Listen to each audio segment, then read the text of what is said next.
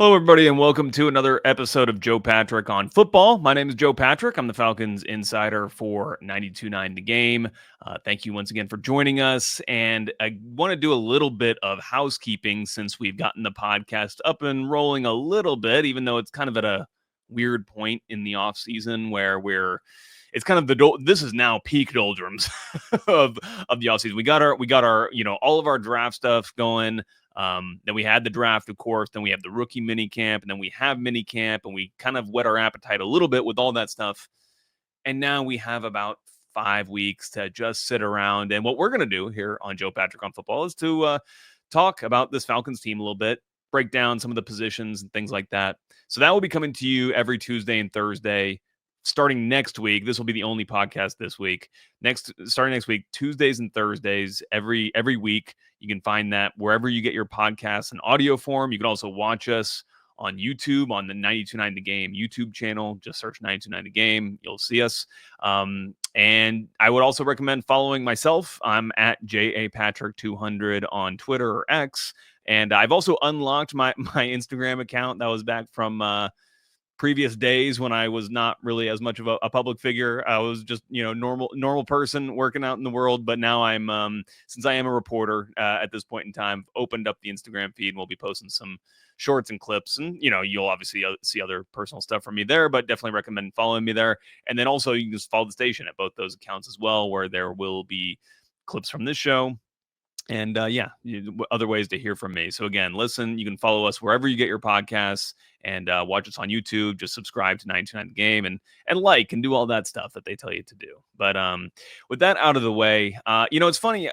I go on the radio. If you are a 92.9 The Game listener at all, you probably heard me at some point talking on one of the shows about Falcon stuff.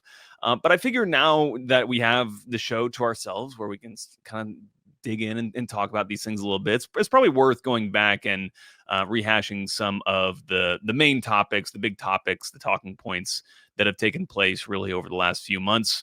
And, one of them is kind of just jogged my memory, and to talk about it was this morning. I was, on the steakhouse with Steak Shapiro, and we were just getting into the Falcons schedule a little bit. Obviously, this was, big topic when the schedule was released, whenever that was, about a month ago or so. Maybe less. I don't even know. But I think there are some takeaways and some things to talk about. And, it is very true that it's the Falcons' success this season is really going to hinge in part on how they're able to perform in the first 4 weeks before the bye, obviously. But I would say the first 6 weeks, and we'll talk about that in a second. But it's a really interesting schedule because you start right off the bat against your likely, the opponent that you'll need to beat to win the division. That's the Tampa Bay Bucks. And I think it's interesting that is the first game, because when you listen to pundits talk about the NFC South and break the thing down, it's almost conventional wisdom that the Buccaneers are just the team that rules this division, and for good reason. They've won it the last several years. I actually don't even know how many years in a row they've won it at this point. But I think that just acknowledging that and assuming that is the way that it's going to go again this year is kind of missing a lot of the nuance that has happened in this division, especially the last couple of years, where the Falcons have been the ones who are really in position to win the thing and have not done it. Maybe less so a couple years ago, but definitely last year. Obviously, they started out 6-3, and in those 6 wins, you had 2 wins against the Bucks, the team that ultimately did winning the division, crazily enough, because by the time the Falcons were 6-3, I think that most of the projection systems out there gave the Falcons either like somewhere between like an 88 and 93 or 94% chance to win the division. And that seems crazy to have that high of a projection at that early in the season, only 9 games in. But the fact that they had already beaten the Bucks twice really gave them a huge leg up. And of course, that didn't happen. But I think it's worth noting that the Falcons did beat the Bucks twice last year. And one of them obviously was kind of by the skin of their teeth, that game at home. But this is a Falcons team that has beaten the Bucks not just twice last year. They've beaten them 3 out of 4, their last 4 overall when they've played. That one loss was at Mercedes-Benz Stadium Falcons had a lead, should have won that game, took a lead relatively late, and then Baker Mayfield led the Bucs on a game-winning drive in the final minute of the game where they converted on their own fourth down, and Baker Mayfield ends up hitting Kate Otten, beats Richie Grant for a touchdown. But that game was one that the Falcons probably should have won. I mean, I feel like the Falcons have generally had the Bucs number. Now, you can also go back and say, the Falcons, yes, they did beat the Bucs. They were 1-2 against them the year prior to that. But the Buccaneers had already clinched the division. It was Desmond Ridder beating Tom Brady technically, but Tom Brady only played one half of that game, and most of their starters only played one half of that game. So I would say that if you're trying to look into numbers, that's also one where you would say, okay, the Buccaneers were the better team that year. If they were at full strength, they would have won that. But in the last 2 years, it is legitimate that this Falcons team have been I would say better. The records would say better at 3-1 in those 4 games, but even if you do want to argue that, these games were close, like the Thursday night game last year where the Bucs should have won it, these teams have generally been very, very even. And that's kind of the point I want to make. I think the difference, and I think that everybody kind of recognizes the difference in these teams, which is that the Buccaneers they have succeeded. They have tasted that success, and they've tasted what it's like to play in the postseason. So when they do make it to the postseason, they are a formidable opponent. They beat the Eagles a couple years ago. They were, playing a huge game in national, the NFC. What was that? The divisional round, I guess, against the Lions last year. So the Buccaneers certainly have that kind of winning experience on their side, and that is something that separates them. But from a talent perspective, there isn't a ton separating them. In fact, I would argue that the Falcons might be more talented player for player, but it is kind of that experience and that consistency that the Buccaneers have and have been able to establish over the last several years that is kind of the factor that has taken them over the top. But the fact that those teams play in week 1, the fact that that game is at home, which kind of makes it more important if you're the home team to secure that win where you're expected to win, is all the more important for the Falcons. And it just presents a really tantalizing matchup to start the season. And it'll be interesting to see how the Falcons come out, because if you remember going back to game 1 of last year, it was an abysmal performance by the Falcons. And I think that Zach Robinson, he was facing a boatload of challenges going into that game, challenges that we didn't know the full extent of, especially when it comes in particular to Kirk Cousins, the quarterback who they were blooding in. You always figured they were going to have some challenges with regards to just implementing that new system with a new quarterback coming in, putting all those pieces together. But then you add on top of that the physical limitations that Kirk Cousins clearly had and now is admitting to in terms of the mobility issues, the mobility specifically in the ankle itself that was limiting him from being mobile. But that was certainly came into full focus in that game. And it doesn't seem like those challenges, in particular that one, and in terms of how Zach Robinson has to design an offense around that issue that Kirk Cousins has, that's not going to be a factor with Michael Penix. But you would expect that with a quarterback who's only played or started in 3 NFL games, that there will be some teething issues for the Falcons, going into the season, and they're going to have to probably win, without playing to their best possible ability. And that's generally the case in the NFL when you're looking at this first month of the season or so. You don't really expect any team to really be firing at full force. Teams are, frankly, I think, implementing their offense going into the first, 4 weeks of the season, continuing to iterate, continuing to try to figure out their identity and what they do best. And I don't think the Falcons will be any different in that regard. I think the optimistic case on it is the fact that Michael Penix has only played 3 games, and that there is not as much tape on him as a quarterback and on Zach Robinson, the kinds of plays that he can draw up with this quarterback and Michael Penix under center. And so that could present, a measure of unpredictability for the Falcons going into some of these games, which could work to their advantage. But, we'll see. We'll see how that works out. But certainly that week 1 matchup is going to be really interesting. But what I find most interesting about this schedule, or I think that the games that I'm most kind of keyed in on at this point right now are the week 4 game against the Washington Commanders and the week 6 game against the Buffalo Bills. There's a week 5 is the bye. So these are back-to-back games for the Falcons, even though they're not in back-to-back weeks. Both home games, by the way. And the reason why I'm so interested in these games is because I think that it will be very instructive as to how the Falcons defense is being implemented and basically how effective it is and how effective these players are going to be within the scheme. Because I think one of the things, the Falcons have made lots of different changes on defense heading into this season. They brought in Jeff Ulbrich. He's the new defensive coordinator. He's going to have some scheme things that he's implementing that he thinks are going to work with these players.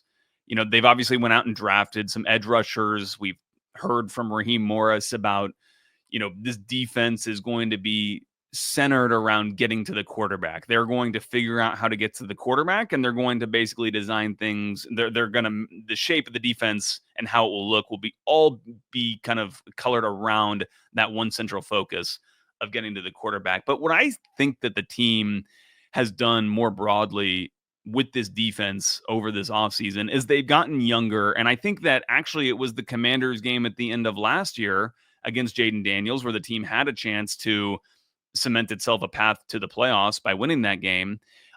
They struggled against Jaden Daniels, a modern mobile quarterback. That is the way that the NFL is going. That is the modern archetypal quarterback now, is this quarterback that can make things happen with his arms, with his legs. And the Falcons didn't have the solutions that they needed in that week 17 matchup against Jaden Daniels last year. They actually were positioned to win that game. The offense was, you could argue, good enough. Michael Penix had some incredible moments in the final minutes of each half, even though they didn't make the most of the first half. Michael Penix led them down to a game-winning touchdown drive. Obviously, we've talked about that with Kyle Pitts catching that touchdown, but then leading them again. They get a stop. They are able to go down again at the end of that half, and just come up just about 10 yards short on the field goal, despite the fact that it was a very makeable field goal at like 56 yards for Riley Patterson. Wasn't able to make it, but the team did not have enough solutions for Jaden Daniels in that game. He was able to pick up first downs when the Falcons, or in general, a team should think that they're in downs and distances that are winnable when you're in third and longs, and Jaden Daniels was able to pick up those first downs. Also, just the ability of Jaden Daniels to rush left them with some other, moments in the game where the Falcons couldn't get some of those manageable third down situations, and that defense was just on the field for entirely too long. It was just an example of how they needed to get better. They just didn't have the answers for Jaden Daniels. And I think what they've done this offseason is they've gotten more mobile, more athletic on the defensive front. Obviously, when you add, James Pierce Jr. or Jalen Walker, that's going to give you some athleticism on the edges, which is going to help. But this team has also, made other additions. We've talked about what they've done in the secondary, which is less relevant, I think, in this case. But certainly it helps to have, aggressive playmakers like a Billy Bowman, who are in that nickel, who can hopefully provide some run support and, be effective in some of these situations against mobile quarterbacks when they escape, but also the likes of a Divine Diablo. And we've talked about in the last episode just how much Raheem Morris and the coaching staff have seen from him so far. And I think that those are the types of players and those types of signings signal the Falcons gearing towards a defense that is better equipped to deal with some of these modern NFL quarterbacks. And no team better epitomizes this type of quarterback than the Washington Commanders with Jaden Daniels, as we've been talking about, and Josh Allen from the Buffalo Bills, who, is an MVP caliber player and is going to be in the running every year until he clearly starts declining, but that's not going to be anytime soon.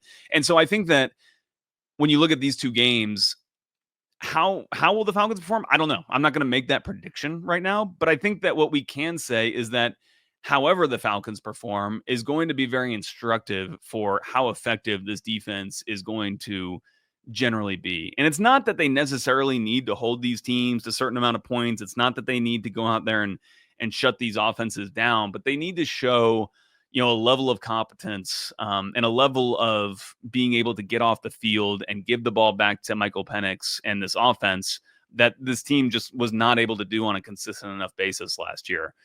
hopefully, it being this early in the season, Troy Anderson is still around. I'm kind of joking about his health, but it is true that he's just missed so many games that you don't want to really be able to rely on him. But if he is available, he's again another one of those guys who kind of fits this archetype of what you need, or what I think the Falcons want in their linebackers. Caden Ellis is not really your traditional inside linebacker, although he's really, his game has really come around and he has solidified into a middle linebacker, but he is also mobile and can move around. He actually had an interception in that game against the Commanders last year. So those are two games I'm really keyed in on, and I think will be really important for this Falcons team. And by the time we get done with that Week 6 game, by the way, the Falcons then after that Week 6 game, then they have to travel on a short week and go to San Francisco, which kind of leads into my next point about this schedule, which is, I never like to go through the schedule and try to pick which games they're going to win and which they're going to lose. But I'm more just looking for patterns of what's going to happen in the season. When you look at this schedule, I mean, the times, even just the start times of the games are all over the place. Let's start from the top. 1 p.m. week 1, 8:20 week 2, and then you have 1 p.m.'s week 3 and 4. Then you have your bye. Then a 7:15 start on week 6, an 8:20 start week 7. Back to 1 o'clock games for week 8 and 9. Then you have week 10 is a 9:30 a.m. start, although it won't be 9:30 a.m. for them. They're playing that game in Germany, but that's still that's probably the biggest kind of logistical change that week. Then you go back to 1 o'clock, and then you have 4:25 against New Orleans the following week, and then 1 p.m.'s the next 2 weeks, and then an 8:15 on a Thursday against the Bucs, and then a 4:05 on the West Coast against Arizona. Then you have an 8:15 again on week 17 against Los Angeles. And so my point is that, like, there's not going to be a consistent schedule for this team. And yeah, you can say like there's not that big a deal and it shouldn't make a difference whether you're playing at 1 or 4, and that's true. I'm not saying that this is an excuse for this team to not perform, but it is a difference. If you talk to any athlete, they are creatures of habit. Like they have these routines that are so ingrained. And if you're playing at 1 o'clock versus 4 o'clock, well, that changes when you're eating, when you're going to sleep the night before, and just how you're preparing your body to be at its absolute peak for that game. And then you also have all these primetime games. That changes the schedule. It changes how you sleep the night after the game, what work you're then able to do the following day. How does that impact getting the work done that you need to get done the rest of the week in terms of the knock-on effects? If you're playing on a Monday night, that takes a day away. So then you've got to do kind of double on Tuesday. There are and again, it's like, I think a lot of fans kind of overlook this, but if you were thinking about your own job and if you had like kind of a weekly regiment that you went through and you had these differences in the way that it worked out week to week, it's gonna just be, again, not anything life changing, but it is something that you would have to adjust to, and it's something that these players will have to adjust to. And frankly, especially considering they just are they're I mean, last year they had more primetime games. The year before that, they had absolutely none. They had played at 1 o'clock, I think, every single week of the year, except for maybe 1 4 o'clock game on a maybe a game in Arizona, I think, a couple of years ago. But it's going to be, I think this is still a young team that is going to have to show that they can adapt to this changing schedule. So it's not necessarily my interest is not necessarily in the particular games, but just in terms of the overall schedule and the way that it just changes up. Almost there isn't a 3-week stretch that is the same when they're playing at 1 o'clock basically every week. So they're just going to have to continually adapt, and it'll be interesting to see how a young team with a young quarterback is able to do that and be effective. And also not just a young quarterback, but you've got a second-year offensive play caller. So that plays into it as well. How well will they be able to adapt to that schedule? I think it's going to be one of the telling things of the season.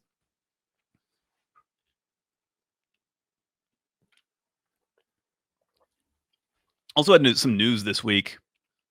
Just some really quick. The Falcons added a running back, Jashaun Corbin, to the roster, and the corresponding move was to release Jace McClellan, the running back that they drafted in the 6th round. Was it last year? I believe it was in last year's class. Hard to really kind of analyze this other than, again, with McClellan, didn't really make an impact on the team, wasn't a special teams player. If you're not starting on special teams, it's hard to justify justify your existence on the roster, and so that probably plays into this. Jason McClellan also went on injured reserve week 15, so you don't know if there was a potential injury reason, but it's not like there was nothing injury related as it related to his release. So this is more of just a reserve move. We'll see how Jashaun Corbin is able to potentially integrate himself into this roster, and if he is to make the roster again, to point back to the special teams, like that's the way that you make the team. Basically, if you're in his spot, he has to basically make an impact on special teams. He was an undrafted rookie, or undrafted coming out of the 2022 draft, I believe it was. Not a particularly dynamic athlete from what it looks like. He was more of a power back with not a lot of shiftiness. Some of the weaknesses was that it kind of takes him too long to get downhill. Didn't quite have the suddenness on that kind of change, that cut, especially with, I'm just thinking about the way the Falcons run the ball with that outside zone. You need someone who can kind of really cut. But clearly they do see something in him, and they says the notes on him that he's got decent vision, runs with good physicality. I think that's kind of probably one of the main drivers for this signing, is the fact that he does seem to have some size and toughness to him in the way that he runs. I was looking at some of his stats. He actually had a lot of receptions in high school. He had like over 1,400 yards, I believe, his senior year, just receiving, or maybe that was in his high school career. But either way, pretty decent amount, especially as it relates to his total rushes. Not as much in college as a ball carrier, or I'm sorry, as a pass receiver, but had a solid senior season at Florida State. But again, nothing earth changing. This is a reserve move. Not a lot here, but it does bring up, a question that I've been getting asked when I've been on with some of the shows about potential other signings that this team could make. Are they done basically building this roster? And my answer is yeah, pretty much. I don't see this team really making any significant additions, despite the fact that there have been some guys out there, or guys who are still out there, not necessarily on the free agent market, but guys who are potentially could be acquired in a trade. I'm talking about obviously the guys like Jalen Ramsey, Trey Hendrickson. Saga has still gone on. It's kind of insane that this is still happening, considering this was kind of on the cards when free agency opened, as to whether, a move for Trey Hendrickson was possible.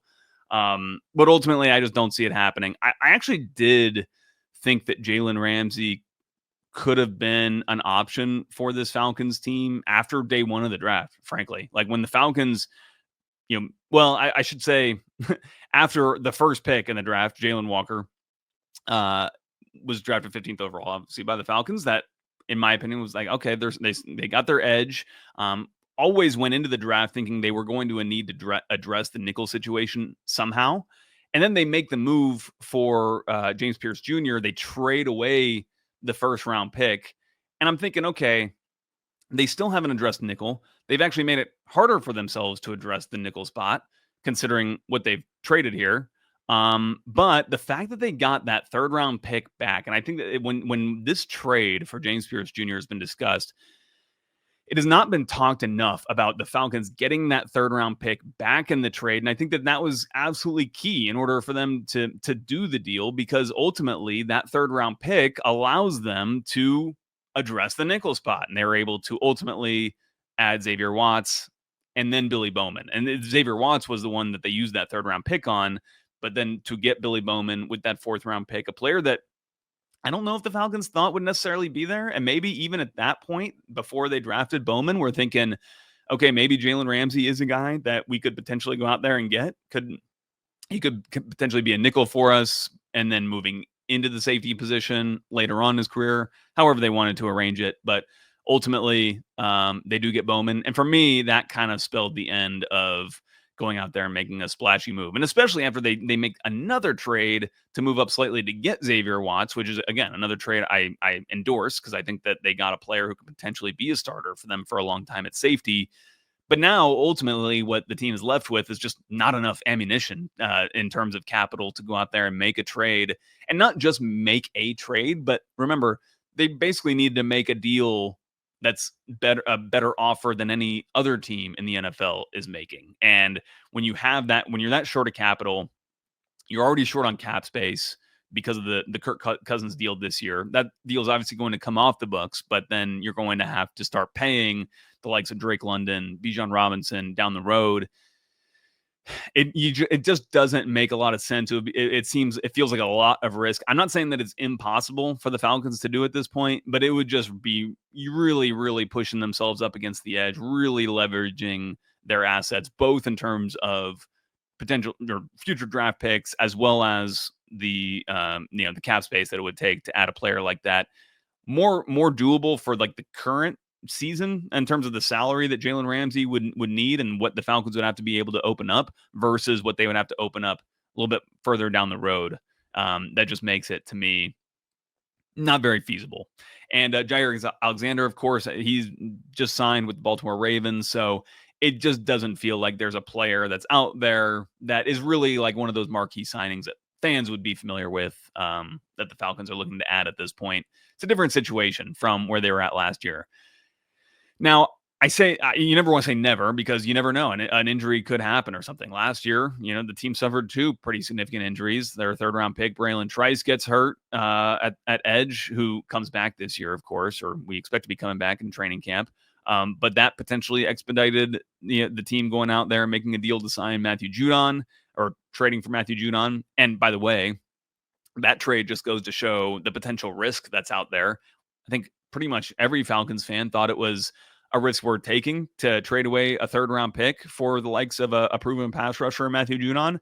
And just because a guy has done it in the past does not mean he's just going to, come in and be that same guy. And that was clearly the case with Judon. There were some extenuating circumstances there. He was coming off an injury and such, but clearly could just not get himself going. He is still out there, by the way, but I would not expect him to come back to the Falcons. And it's kind of a similar story with Justin Simmons, where the Falcons lose to Marco Helms. You don't know how much that potentially expedited a deal to go out there and sign a safety. I would have thought they would have been in the market for someone like Simmons already. Just Helms is not a very experienced player at this point, or even at that point, and still at this point, considering he missed all of last season. But so not ruling it out, but just saying, unless there's some major change that happens, knock on wood, God willing, there isn't an injury. But if that were to occur, that might change things. Last thing I want to talk about before we get out of here for the day is about Michael Penix. And he just seems to be getting some more hype. I've seen RG3's come out recently and kind of joined the pack of, personalities, pundits, media out there who are getting excited about what he is. And I think, I think some people, it's almost like you can tell when they're starting to go through their prep work, getting themselves ready for the upcoming season. You can see when they come across Penix and they start looking at some of the tape and they start looking at some of the numbers and they start posting it online or wherever. Because RG3 was posting about his his average depth of target and these kinds of things, and they're things that us Falcons fans have been talking about and what's excited about us for Penix and for some time. Kurt Benkert's another one. He's not as recent on this kind of hype train. He's kind of been on it really, I think, since like around draft time or so. But he's another one who's kind of out there, leading that charge for Penix. But I'm right there with him. I mean, I couldn't be more excited about him. And there's been some hating on Michael Penix. I would say, the Yahoo Football 301 guys, who I really like all of them individually, and as a podcast. But I gotta say, like, I just disagreed really a lot with some of their takes that they had on Michael Penix. The one that really got me was they were all kind of laughing at the notion that one of Penix's best throws last year, that first completion he had in the Panthers game out to get Earl Hodge on the sideline, where he takes that hole shot in between the corner and the safety on the cover 2. They said that was basically a missed throw that was intended for Kyle Pitts, and Kadero Hodge just happened to be there on the sideline to snag it. I see what they're seeing, but I don't think that it was intentional. I think that when you look at the way that Penix is looking downfield, to me, that just doesn't fully add up. But one other thing I've seen from kind of the, I don't know, detractors, but I feel like with every review I see, Ben Solak has written at ESPN about some of the rookie quarterbacks and just kind of like, saying what their strengths are, what the potential, rakes they could step on are, or not even that, just like the potential hangups are. And with Penix, the obvious one is the injuries, right? Like, because he missed so much time in college, he had these two major injuries that were pretty much back to back.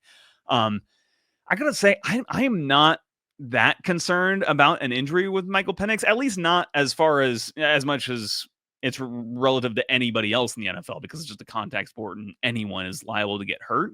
But honestly, like, he's not someone who strikes me as like putting himself in harm's way that often. Like, he gets rid of the ball. He's actually, I think his numbers actually in college especially were a little skewed, because I think he actually does a good job of being able to avoid sacks and just get the ball away, even just throwing incompletions. I think he's fine doing that.